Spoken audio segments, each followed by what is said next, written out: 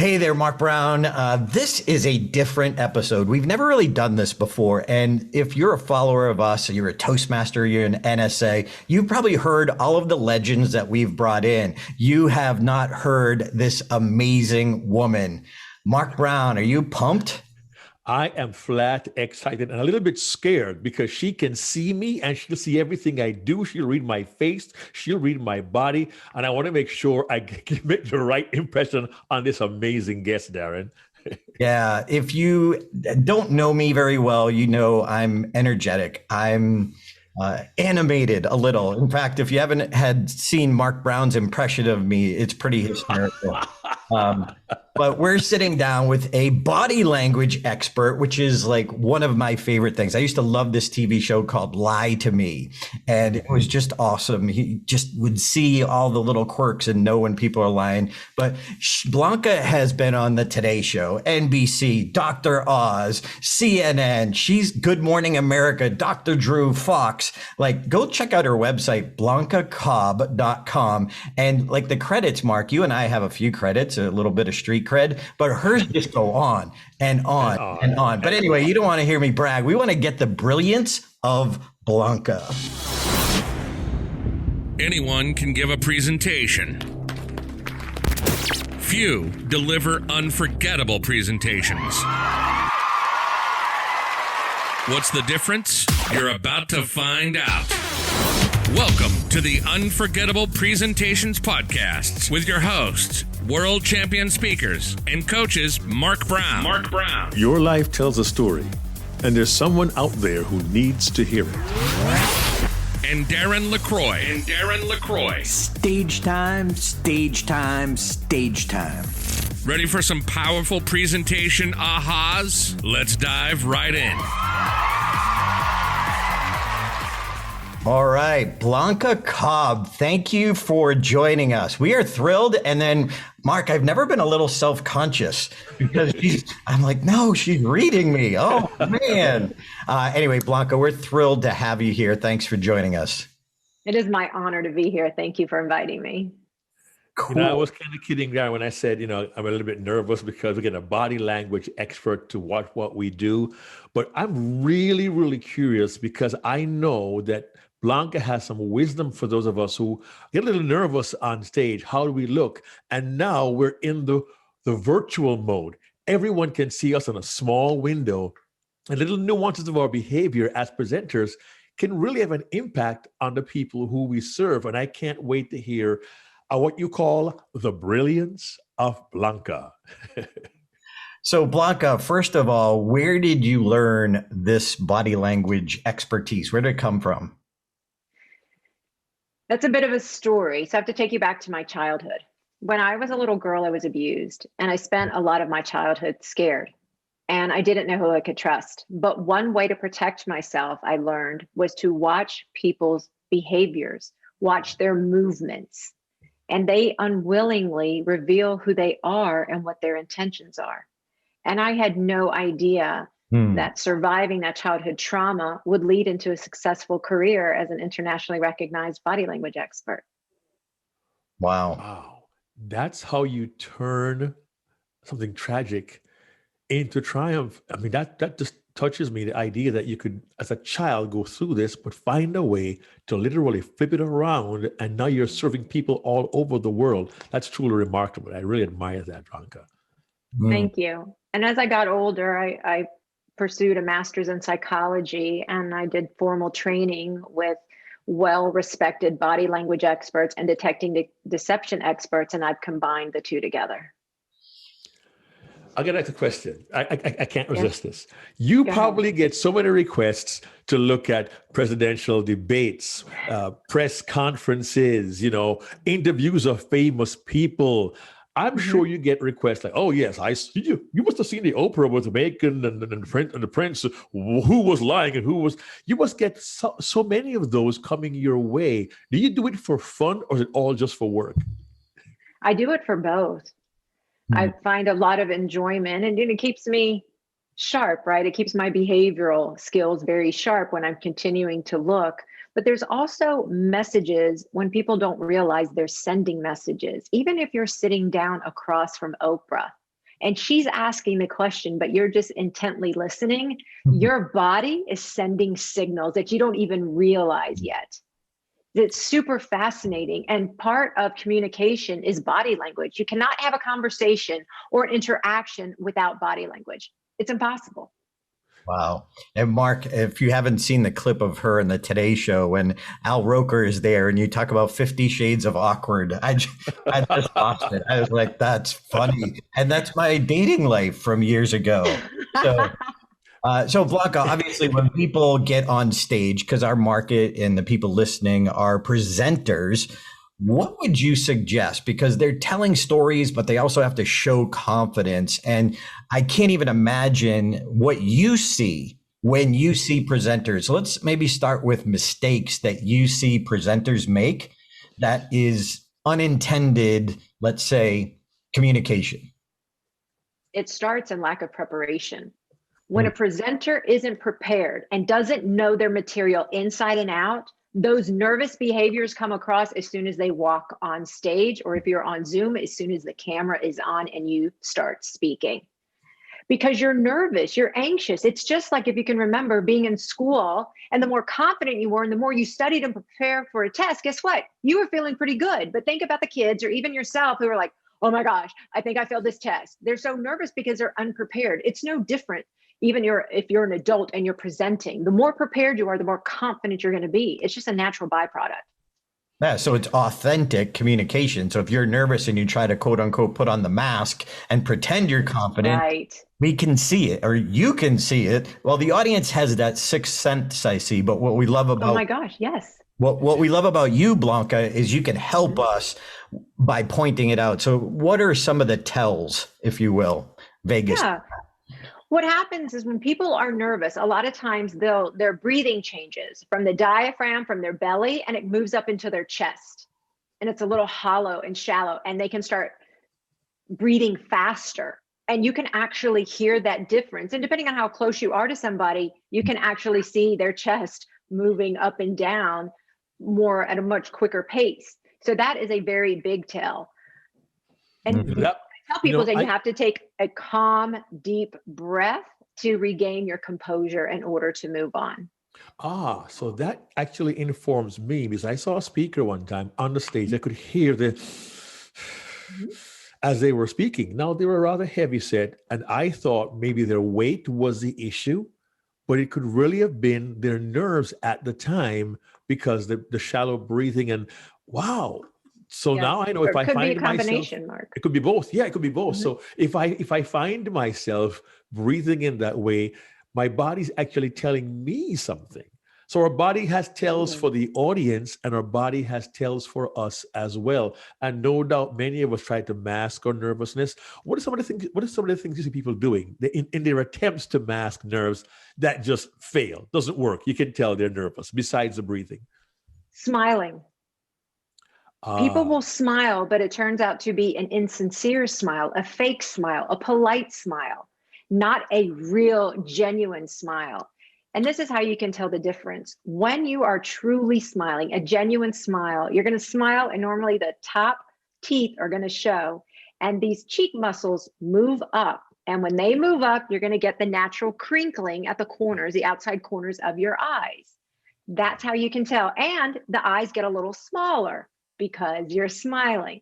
Now, the problem with that is because a lot of people like to slow down the aging process. Some might choose to get Botox. And if they were to get Botox on the outside of their eyes, that muscle becomes paralyzed.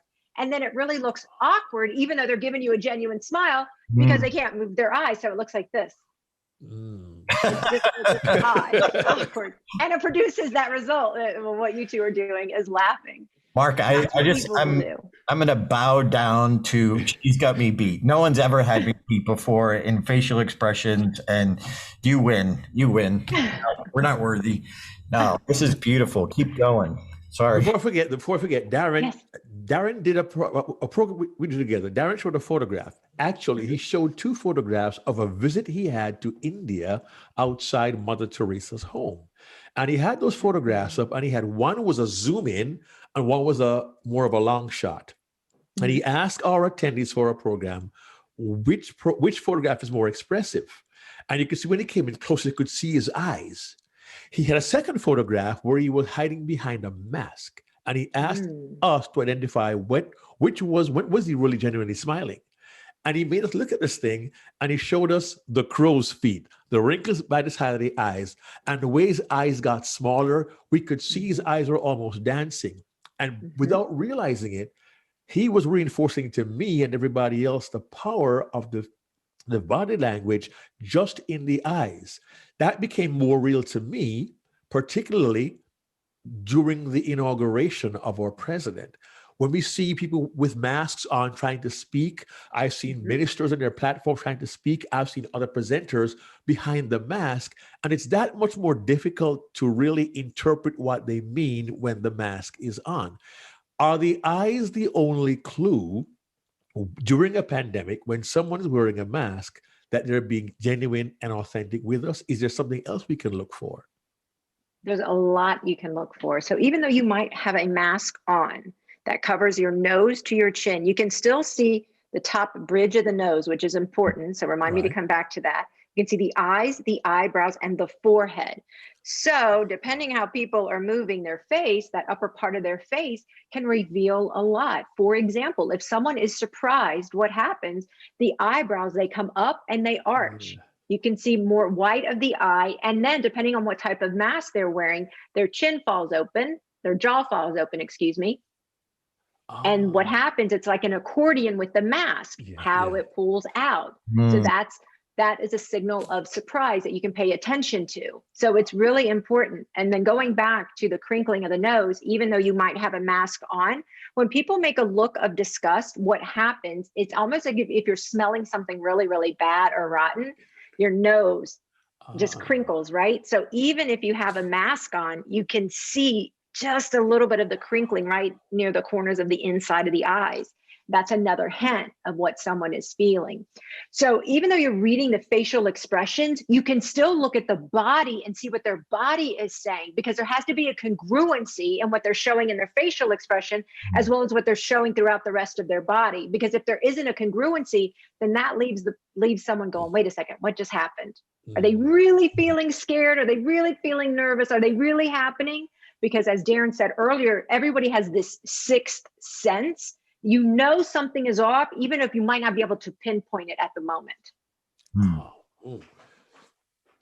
So as far as the audience is concerned, they almost wonder about your credibility because something's not right, even though they might not be able to pinpoint it. Now you can probably pinpoint it, but they can't, but it takes away from our credibility. By the way, Mark, I feel like I'm going to be the closed caption guy as she talks and brings out her brilliance. I'm up here doing the talking about. Forgive me, I can't help myself. I just love this stuff. Well, it's truly fascinating because I have one of my mantras as coaches, Blanca. We try to instruct our students to become better presenters, not just with their words, but their whole being. And one of my mantras is authenticity plus vulnerability equals credibility. And I encourage our clients, when you deliver a message, a story has an emotional piece to it.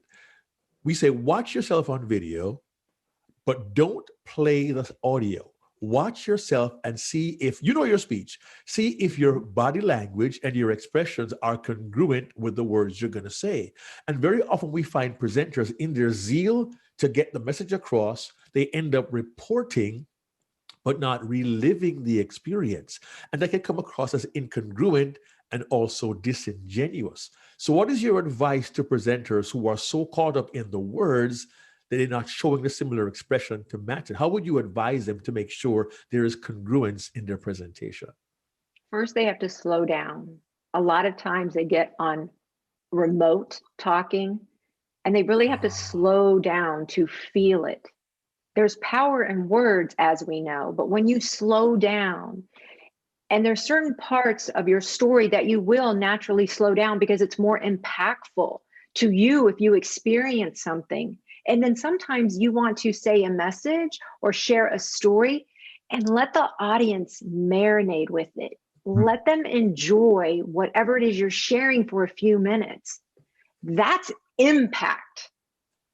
It's not only talking, it's feeling. So you have to feel that emotion and you want your audience to feel that emotion. And one way of doing it is slowing down. And if I can go back a second to what we were talking about earlier, we were talking about ways that people show their nervousness. People will start to walk on a stage, and there's a difference when you're walking with intention and you're walking because of nervousness.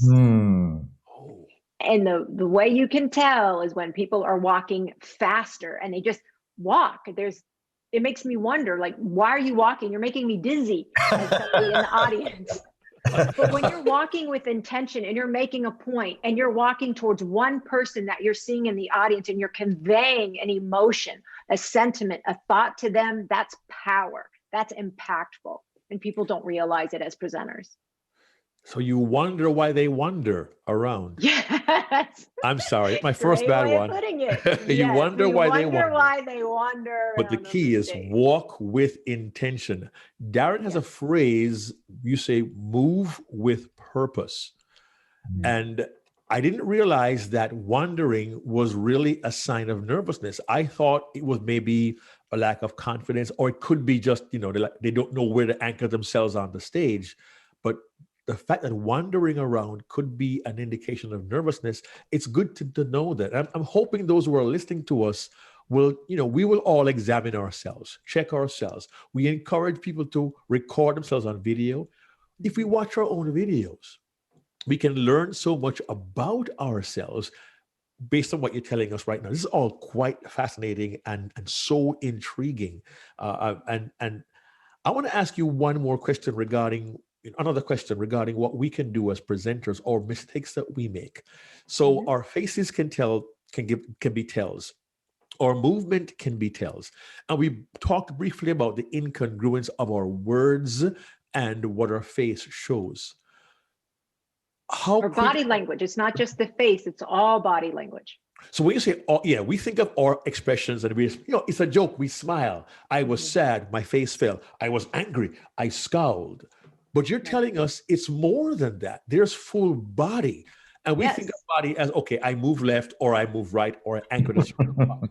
But what else do we need to know about how our bodies speak to our audiences, Blanca? Your body can betray your nervousness. So a lot of times speakers don't know what to do with their hands. Okay. And with their hands by their sides, they can be playing with their cuticle. They can be twirling their fingers together. They might even tap their leg. No. I always talk about hands being like an emotional highlighter of what you're talking about. You have to move your hands with precision, with intent, with purpose, because that's impactful. Even in my world, we even have what's called anchoring.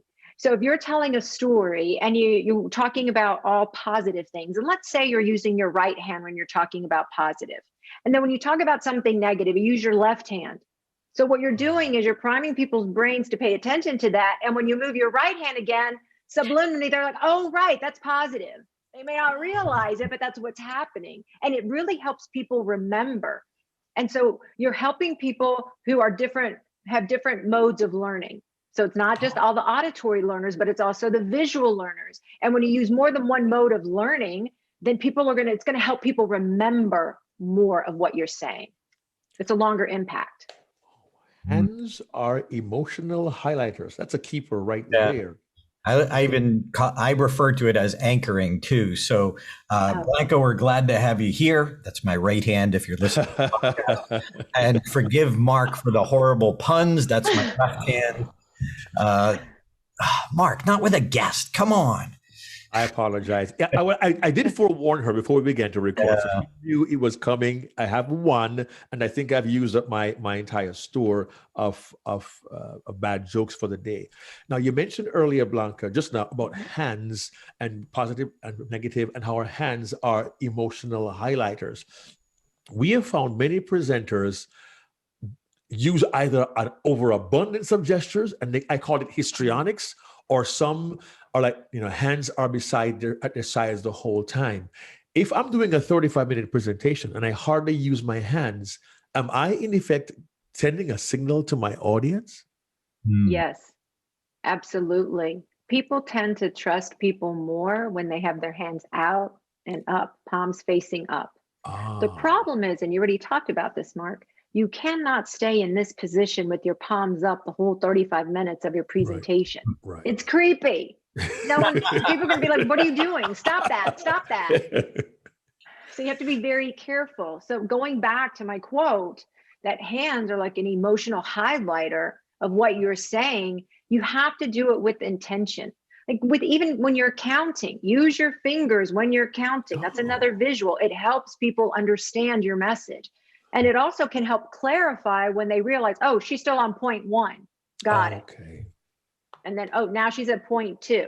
Oh, now we're going to point 3. It just helps. It really helps the flow of the conversation, the flow of your communication and your message. We did an episode not too long ago about structure. So it helps clarify the structure, because we always say that 99% of what we coach on is clarity, clarity, clarity. And you're bringing up some ideas and insights we've never even touched upon. So thank you again. Thank you. I know you also have a program on how not to suck on video. Yes. I love the directness. Mark, I think she must know Ford Sakes or something, because he's very direct as well. Yes.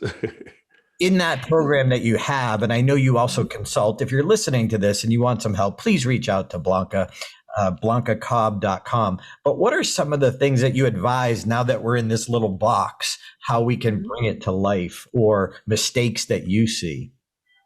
One mistake that I help my clients avoid is rambling. You have to talk with meaning. You have to talk with a message. So I train people to be better, calm, confident, and charismatic, whether you're on TV or whether you're on video. But you cannot talk just to talk. You have to have a point to your message, and you want it succinct, particularly with you're on television, because segments are timed. Segments are tight. So say the most with the least words you can. And use pausing. Pausing helps to slow you down. It helps your audience, your viewers, their mind can marinate on your message, what you're saying. And it really helps with retention and clarity of your message. So that is a big mistake. And then when people get on television, they want to talk about themselves. I'm just going to lay it out. Nobody cares about you. They care about your message. How can you change their life? What is in it for them? That is what's important. That's why they're going to invite you back on television, because you're taking your message and you're making it usable, relatable, adaptable to all the viewers who are watching. I've been very blessed and fortunate to have done so many TV shows, but part of what I do when I talk about body language is I relate it to the audience, how you can use this. If I'm talking about the trial du jour, the court case of the day, I will talk about what I'm seeing on a witness stand, but then I'll turn it and say, this is how you can apply it in your own life, because that's impactful. It's important. So, and that is so valuable, because now we realize it isn't so. Darren has a phrase, Blanca. Darren says, it's not about the pimple. That's a very bad Darren impersonation. We get caught up on how we look sometimes, and we forget the message is really what's important. But so many people now over the past year have been forced to leave the platform and use a new platform, a virtual platform, the Zoom platform. We get caught up about our backgrounds, what's behind us, the lighting and all of that. We get so caught up in that.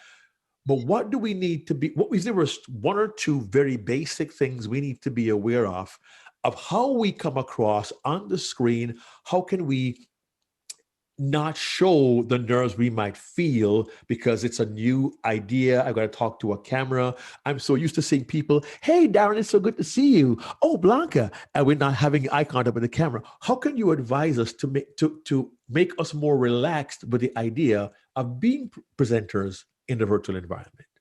I will answer that in 1 second. I want to go back to what you just said when you were talking about background. Yes. Background is important because it needs to be neat, clean, and tidy, period. It doesn't have to be fancy. And there's a difference. People want fancy. Doesn't need to be fancy. Clean, neat, and tidy is what I tell my clients. If not, you know what's going to happen? Someone's going to see socks on the floor, and they're going to start not paying attention to you. They're going to look around. They're like, wait, is that you've got to be kidding me. Is that really a t-shirt? Those socks, what's happening? You're not going to pay attention. So your background is important, that it cannot be distracting. Clean, neat, and tidy. All right. So going back to what you said, a tip that I have for my clients, and I will share with you all, when you're nervous and you're in the moment and you're already on camera, there is something that you can do to help calm yourself. So what I want for both of you to do right now, and do this with me because I'm going to do it with you as well, I want you to squeeze your toes really, really tight.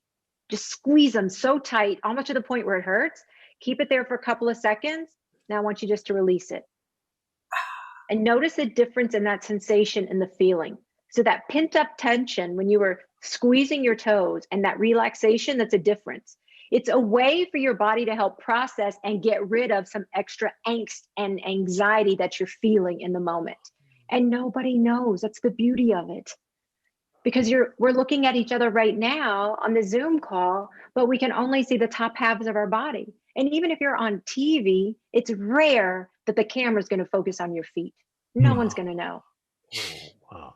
I have not done TV for a long time. In a previous life, I used to do school presentations, and my employer would book me to do Good Morning LA or something. You get 3 minutes at 6:38 in the morning, and I'm not sure how many people have those kinds of opportunities.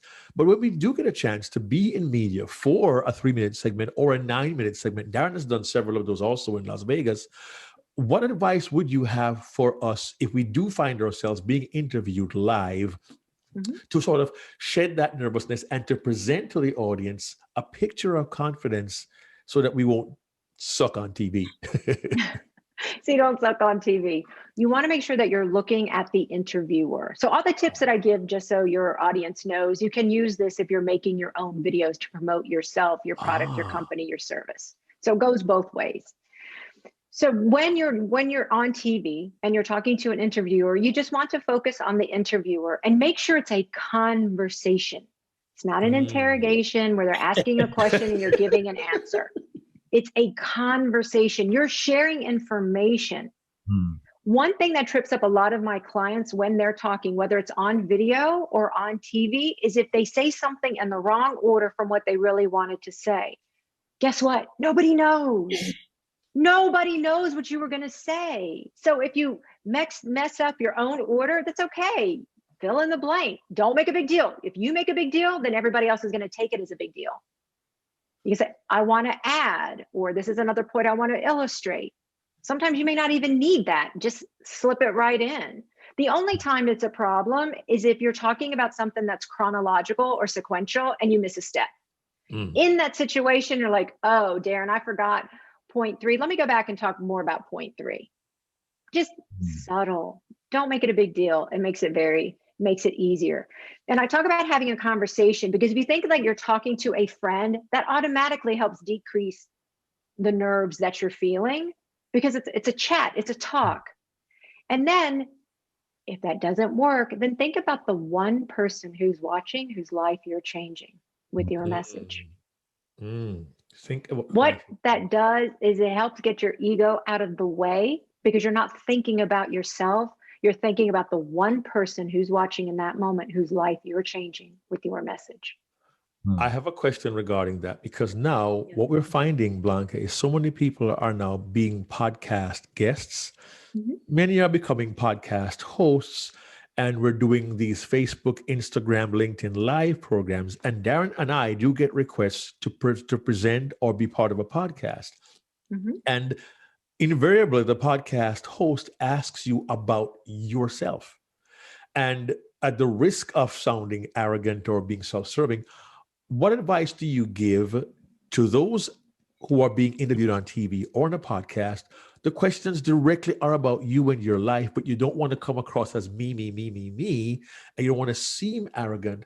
Are there techniques for one, how we physically present ourselves, and two, how we respond that might help those of us who are navigating that tricky place between seeming egotistical and simply wanting to answer the question? That's a fabulous question. And if we go back to the beginning of when I introduced myself, I gave you a story, I gave you a snippet, but then I told you what I did with it. And that's a very powerful way of talking about yourself and how whatever it is you're saying helps other people. I got into becoming a personal trainer because I weighed an extra 50 pounds and it was impacting my health. So this is what I have done. So you keep it short and sweet, but this is something you have to practice before you even get on camera. What is it that's important? So this goes back to what I was saying. Preparation is so important. This isn't something that you can wing anymore, that you can wing your presentation. And you need time to think about it and leave it alone. I'll tell my clients this too. Once you start creating a message, you can walk away from it. Think about it. Do something different. Take a walk. Come back to it later on that day or another day. And you'll be amazed of how differently you can see it and how much more you can add richness to what you were working on. Yeah, one of the behind the scenes thing that I do to do exactly what you were talking about is I have a little Post-it note, like it's the last time you're going to be able to help someone. So right next to the camera, it's that constant reminder, like this could be the last time. You don't know who's listening, that one person, like you said, that you could be helping. So that's my reminder to get back to my intention, get back to my intention. I have one question. We coach people in pausing. So I have a term I grew up in Boston, so we call it shut up. Boston term. But saying it and getting presenters to actually do it are two very different things. How do you coach your clients to pause or know when to pause? When I'm actually working with a client, we work on their message. And when they're starting to deliver their message, I get a sense of how they're going to present it. And I will actually physically tell them, stop, take a breath. If you're in front of a group of people, then you can look around and just see the impact it has. Or you can just stop for a minute if you're on Zoom and just take a deep breath and then continue. Because again, the message is for your audience. And you're doing them a disservice if you're rushing through your presentation, because they're not going to get those messages. They're not going to get the impact of what you're trying to deliver. So I physically tell my clients to stop. And this is where a lot of presentation training is self-training, meaning you have to go through your own presentation. And when you practice it and doing dry runs or video recording yourself and watching it again, you need to think as though you're an audience member. How is this impacting me right now watching this? Listening to the voice inflections. That's important. Am I rushing through? These are questions you should be asking. Am I rushing through my message? Or if you get stuck on something, how can I say this differently or better? I will tell you one thing that I do when I'm on national shows. I practice, I rehearse up until the minute I'm on stage, because I will check myself. This is what I want to say. Is there a different way to say it? Can I say this differently, more impactfully? How can I change my words? That's something my mind is constantly doing before I get on set and it's time to go live. Majority of the work I do is live.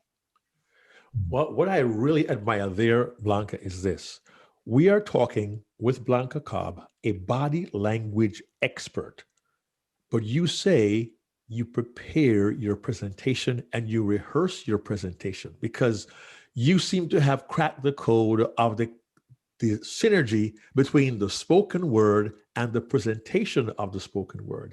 And much of what we encounter are those who are very strong on the verbal, but not as strong on the presentation. So we invest time coaching the presentation itself, as well as the words.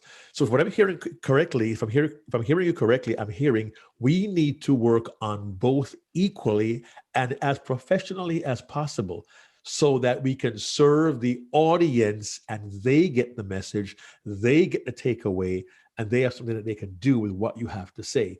So I walk into this meeting today, to this podcast, hearing, okay, I'm going to hear all about body language, about my eyes, my hands, my knees, but I'm hearing so much more about how the message can be crafted well, finding the right words to coincide with the image that we present. So therefore, you are actually reinforcing what Mark Brown teaches. Don't give a speech, deliver an experience. One of my Markisms. Don't give a speech, deliver an experience. And thank you for the practical ways that we can do just that. Darren? Mark, I think this podcast episode is the most NPM, most nods per minute.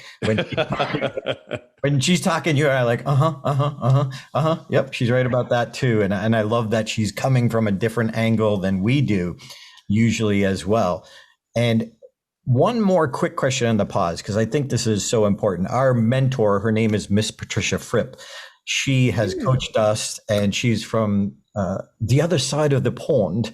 And she loves my impressions of her, but she says we must pause to reflect. So don't pause for effect, pause to reflect. The most important moments come in moments of most important moments of learning come in moments of reflection. And so how, again, do you help them, other than you pointing it out? How do you help them figure out, okay, you need to take a breath here. You need to shut up here. Like, I get that they got to watch it and feel it for themselves as well, but how do you identify those moments? How do I identify it for them, or how do they how do you help identify them? How do you help them identify them? Or for our listeners, how can they self-identify? Well, this can go hand in hand, actually. What I do is what I teach them to do for themselves. When you're going through your message, you have to think about what is most impactful. And when you figure out what's most impactful, then you pause, because that gives people time to think and reflect on what you actually said. And it gives you an opportunity to look around the room. And if you're on Zoom and you're on the gallery view, you can see how your message is resonating with other people.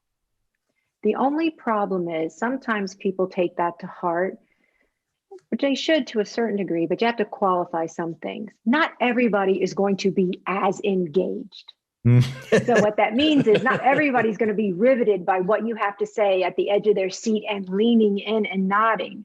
That's not going to happen. So what I do tell my coaching clients is this: don't be discouraged by that. People are going to be on their phone. Some people might zone out, but here's the deal. You don't know what they're doing on the phone, and you don't know what they're thinking about when they zone out. So I try to flip it to the positive, because maybe they're texting someone, or maybe they're writing notes on their phone, or maybe they're tweeting something that you just said. Maybe the person who's zoning out and you're thinking that they're not interested, they're really thinking about what you said, thinking about a situation that generated a thought. We've encountered so many speakers who get concerned about the audience member who's got the closed posture. They don't want to be there. Their boss told them you got to attend Mark Brown's seminar, and you walk in and you go, ooh, hostile audience. Their body language tells me they don't want to be here. They have to be here. How do you advise a presenter who encounters this and now gets distracted by the clearly obvious closed posture? And those of us who are not seeing this, I've got my arms closed, I'm kind of scowling, I'm leaning back. I'm telling you, I don't want to be here. How do you advise that speaker who hasn't handled that before? Don't care. Don't care. Your message will not resonate with everyone in the audience. It's just not, and that's okay. But when people start thinking about someone's liking it, not liking it, they're listening, they're not listening it, it's a head game. Then you're so focused on everybody else, you lose yourself in that message. It throws off your mojo. So that's why it's almost like a double-edged sword. You want to pay attention to it, but you don't want to put complete stock into it. Oh, okay. Does that make sense? Yeah. Pay attention to it, but don't put too much stock into it. You're aware it happens. And of course, we all want perfectly loyal standing ovations every time we present. That's not going to happen. But it has become a real concern. I mean, Darren has a background in comedy, and he to tell the story of the ceiling fan. Give a joke, and then. But there are also some openly hostile audience members, which I really can't speak to. I'll let Darren kind of address that, because we present in different circumstances. Some people do want to get their chops doing the stand-up comedy, and they go to an event and the crowd is heckling and hassling them. It's not just body language, it is actually hostility towards them. And again, don't care sounds great in a corporate environment. But if it gets kind of dicey in a comedy club, how could I, because I haven't done stand-up, I've not done it before. How could I face that with confidence? What would you advise me to do there? I would say yes, and So you're acknowledging what they're saying and you're moving in a different direction. Okay. If it's a yes, but, that's confrontational. I hear what you're saying and blah, blah, blah, blah, blah. Because a lot of times people want to be validated. They just want to be acknowledged. And I know as a speaker, as a presenter, sometimes that stinks because you're like, I don't deserve this level of disrespect, which we all understand. And I get that. But when you're in the moment, what else can you do? If you ignore them, maybe they'll stop. But in psychology, that's what we call it, an extinction burst, which means the bad behavior gets worse before it gets better. Okay. Or you give them an acknowledgement and then you can move on. Yes, and seems to be very helpful. Yeah, I had a lot of extinction bursts in my stand-up comedy. That's why I became a speaker. I love what you're saying. And just going back to the pause for 1 second, one of the things that I love is the lyric by U2, and they say, scream without raising your voice. And my other coach that helped Mark coach me, he said, put a 3 heartbeat pause before that important line and a 3 heartbeat pause after that important line, thus holding it up, its importance. And I think sometimes we've got to see what are those important lines. And we think we know what they are, but sometimes the audience will give us clues. So we've got to listen for those clues. Ooh, when your mom said this, or when who said that. And so I like to then go back and say, okay, this is the key line of the story that they need to absorb. And usually too, it's when there's an emotional shift. But anyway, this isn't about my coaching. We're tapping into you and what you have to say, Mark. Question for you, Blanca. Yeah. I'm a presenter. I've gone to an event and I feel not just that the audience is disengaged, but I feel like I'm bombing. I'm off my game. How do I not become a human tell to the audience and throw myself to the sharks? How do I protect myself from them seeing that I am bombing? Is there anything I can do to sort of shield myself from that awesome vulnerability? Yeah, it's you really wish you could press a button and this curtain would just fall in front of you, right? Yeah, and that doesn't happen. So in the moments like that, it's really, you have to condition yourself and do cognitive self-talk and say, okay, what can you do differently? And if you switch to an activity or you invite someone in the conversation, it gives you a momentary break so you're not in this panic mode. And it might help you regain control of yourself and where you're going in your conversation. I like the ending of that. You said regain control of yourself and where you're going. Because in my experience, the mindset often is, how do I regain control of the situation? How do I regain control of the room? How do I regain control of the event? You're saying regain control of yourself, and then you regain control of the event. So I'm going to yank the wheel very slightly here and kind of put you on the spot. So Blanca, what have Darren and I been telling you by our body language for the last 45 minutes? And that's all the time we have. Thank you. What your body language is telling me, and I will tell you, when I do these interviews, I tend to look straight into the camera so I can see through my peripheral vision. Okay. This is how I make eye contact, is making sure I'm looking at the camera. So what I've been able to tell is that you're both very engaged. You're letting me know that you're interested in what I have to say. You're nodding heads. I'm hearing you, which to me says, I'm hearing you. I'm agreeing with you, and please continue. And then I can see the expressions on your faces are like some wow moments, and they're engaging, they're inviting. So just looking at those 3 things in my peripheral vision says a lot. Well, And you're both fun. You're relaxed. When we stop recording, you can tell us the bad stuff. So, but you're very kind. Thank you. Hopefully there's no 50 Shades of Creepy. That was actually the today show. That was well, really quickly, the reason I ask is, I mean, For those who are not watching and listening, I have had my head down several times. I'm taking notes, copious notes, and it's kind of hard to take a note and look at you at the same time. And I didn't want to offend you, but I appreciate the fact that you realize that, because even the way we laugh can be disingenuous. A laugh can be unreal. It can be ha ha ha ha, sure, but you can almost tell if the laugh is not real. Or if I could do my Jeffrey Holder ha ha ha ha ha ha ha, 7-Up is crisp and cream laugh. It's a humorous laugh. But it occurred to me that you've taught me to even listen to the way people laugh in response to a line I might think is funny, because sometimes people give you a pity laugh. Oh yeah, that's really funny. And it's Pity laugh. We all kind of get that. Well, not Darren. He's a comedian. He's funny. I'm just funny looking. But I realize now, I have now been attuned in the last several minutes, Blanca. I've now been attuned to listen more closely and to look more carefully at audiences when I'm presenting, but also at presenters when I'm in the audience, both physically there and also virtually. So I found this to be highly, not only entertaining, but informational, educational, and informative. And now when we're all done, Darren and I do two full 2-day programs together. So I guess we're going to be assessing each other differently now to make sure we're sending the right message. Because one day Darren called me on it. He says, Mark, you need to smile more. The audience is seeing you. And I confess that to everybody here on this podcast. There are times I've been off my game, and thankfully Darren has drawn me in. So thank you for the reminder and for encouraging me to look for that more closely, Blanca, by what you have said. I really appreciate that. Darren?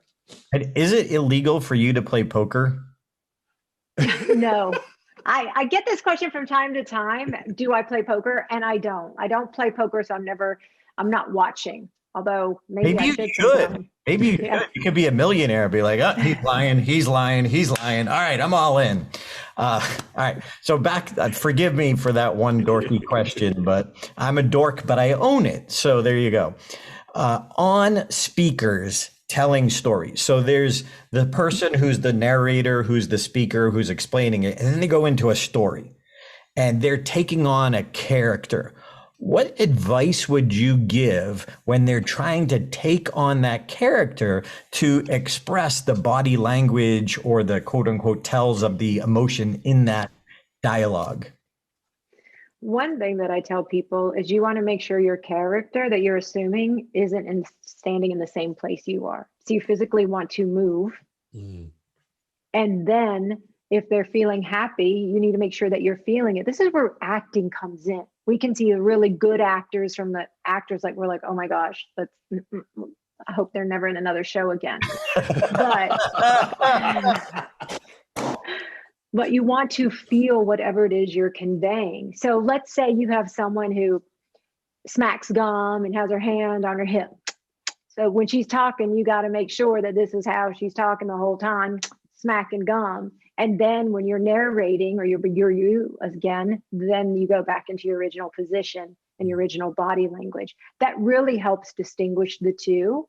And it conveys, okay, this character is really different from me, what I'm talking about. And it's entertaining. Part of what we do needs to be entertainment. And it's engaging. And people seem to enjoy that. And it also helps, again, with the visual learners. When we have live events, we used to coach people and we'd bring a hula hoop. And I would put a hula hoop down and say, step into the hula hoop. I called it a hologram. You become the character, you step out, and then you're the speaker again. Mark, you were going to ask something. Yeah, regarding that acting piece, I find, though, where I have an issue is when the character shifts so dramatically. Somebody's crying, they're in pain. How will I ever handle this? And, all of a sudden, you get jerked out of this character and there's no transition. It almost seems overly done. So when you say become the character, we have to find a way to transition from one to the other without it seeming like an emotional yank for us. How would you advise presenters to portray those characters in a smooth, seamless way? So what you can do is you can have some kind of nonverbal sign before you jump into that character. Okay. So whether you're standing in a different position, and let's say you just move your hands down or your hands up. So that's a cue to the audience that a change is happening. And it doesn't have to be those motions. It could be something different, a different gesture, but it also puts in this pause because you do want to pause, which helps with that transition also. This has been so helpful to me. And I found myself saying, do I dare make a comment? I'm going to be bold. I'm going to dare make this comment. Okay. I'm trying to imagine what it must be like to be a young man who is dating someone who's a body language expert and wondering, how is she going to read me on that first date? I'm just curious to know if in your travels and in your work, you ever had people who were nervous around you because they thought you're going to read everything they do. You're going to figure them out. What was that like for you? I'm curious. What happens when people ask, I should say, what do I do? And I tell them that I'm a body language expert. They do what I call this body lockdown. All of a sudden they're protecting their body, arms crossed, legs crossed, their shoulders chunking in, whatever. And they're like, what am I thinking? Are you a mind reader? And I'm not a mind reader. I'm a body reader. So your emotions dictate how you're going to behave. So if you're angry, more than likely you're going to show that you're angry. I'm going to be able to get a sense of that. The same as if you're nervous, if you're happy, if you're scared, whatever that emotion is, even if you're skeptical. So I can just read the outside. And a lot of times the outside, what you're showing corresponds strongly with what's happening inside your body, what you're thinking. That's the mesh there. And that's why people are like, wow, you really get what I'm saying. And it goes one step further because people feel like I get them as a person. And that's really impactful with body language. Okay. I feel a lot less intimidated now because, I'm being a little facetious, but I can imagine individuals being a kind of concerned. Wow, she's going to read me. She's going to know what I think. And what I'm hearing is, and friends, trust me, Blanca Cobb is a wonderful human being. Don't think that she's going to try to intimidate you or find out your darkest secrets by watching your face. No. I realize that I'm learning that if we can figure out how to accommodate, how to serve, how to bless, how to be clear in our communication, our body language can really support our message in a way that serves our audience as well. And as presenters, it's a tool to magnify the message, to increase our level of service, and for us to truly be unforgettable to our audiences. Darren, I'll let you get her info while I gather my thoughts and get my keepers together. Mark, before we do, I have one more question that would involve you. Okay. Here's one of the things that we teach, thanks to Mark's mentor, is there's 6 basic human emotions. And we all, he said, David Brooks, world champion 1990, said we all have different stories. We all share the same 6 emotions. Any advice on maybe how to express? And Mark, you can list them off. I know you have a photographic memory. And by the way, Mark, I wasn't nervous until you brought that up. Now I'm like, reading me. I'm like, oh. Anyway, so what is it, Mark? Happiness, sadness, anger, fear, surprise, and disgust. Happiness, sadness, anger, fear, surprise, disgust. 6. I'm going to add a 7th. It's contempt. Contempt. Oh, yes. Well, the list I had was first, back in the 1950s, I think. I forget his name, a psychologist, but add contempt. Thank you. I'll do that right now. There you go. I love when we learn stuff. This is awesome. Yes. So Blanca, in getting those emotions across, and I know we don't have time to go in detail because we're wrapping up here, but any advice? And okay, my character is sad. My character is disgusted. So obviously we talked about you have to feel it. Any advice on how we could try and capture that emotion? You can trick yourself. You can try. And that's if you start making those muscle movements that look like the emotion you're trying to convey. So with disgust earlier, let me use that example since we talked about it. So if I feel disgusted, I can just imagine walking into a public restroom and there's vomit and overflowing toilets of diarrhea. I mean, yuck. Nice. So see, look Good job. Response right here. Strong visual, Blanca. Yes. Wow. Okay. But that's how you can start priming your brain to think that way, visualize. The same thing with happiness. What is a time that you have been really, really happy and excited?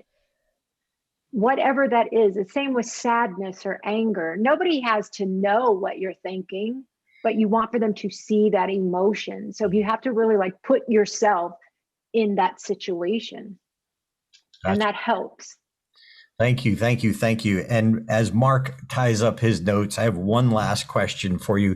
Usually when we sit down with someone, we ask them, okay, if I'm an emerging presenter, but I'm going to ask you that if you were sitting down to have coffee with, let's say, a highly paid professional speaker or presenter, what advice would you give them? If you had one critical piece of advice, what would you say to them or ask them?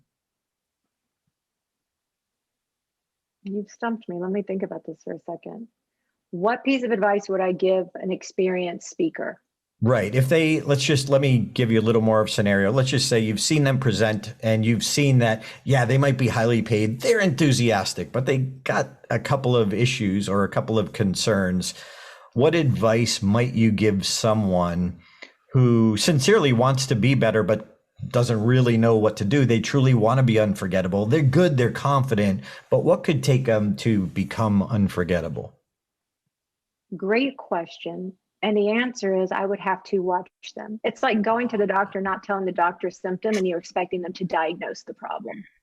I can't do that. So what that means is I would have to see them in action. What are they really good at? Are they conveying the emotion that they're trying to? What is their message? And then once I look and see how they present, then I'm able to spot, okay, this is what I would say in order to take you from this level to this level, to bump it up. Fair enough. Well said, like a true expert. And Blanca, if somebody wants to reach out to you and get consulting or take your program, hownottosuckonvideo.com, how would they find you or reach out to you? You can find me on my website, blancacobb.com. You can find me on a majority of the social platforms. I'm on Clubhouse, Instagram, Facebook, Twitter, and YouTube at Blanca Cobb. Facebook and YouTube is Blanca Cobb - body language expert.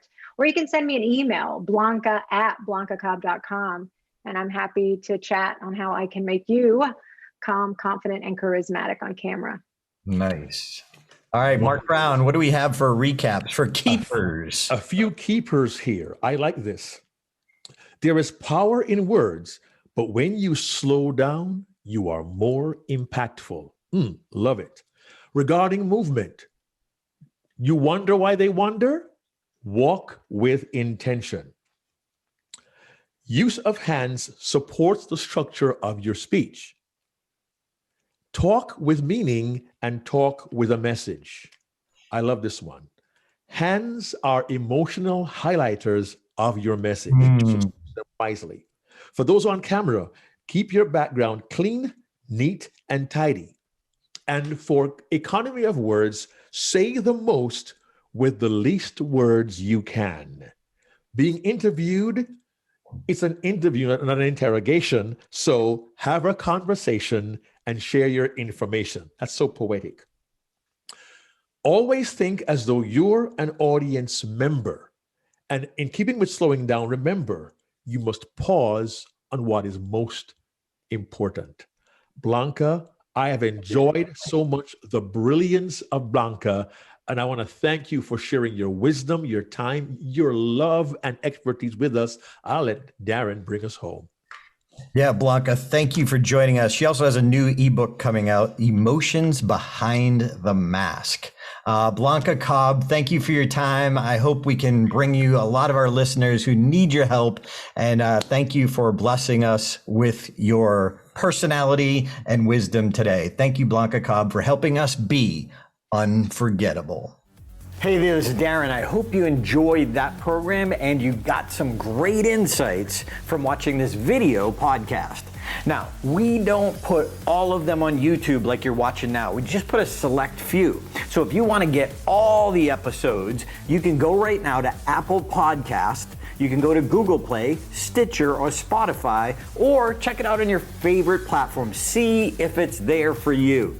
But we'd love to have you subscribe. Join us every single week for new content, new stories, and new strategies behind unforgettable presentations. Subscribe now. Check out StageTimeUniversity.com. where good presenters become unforgettable.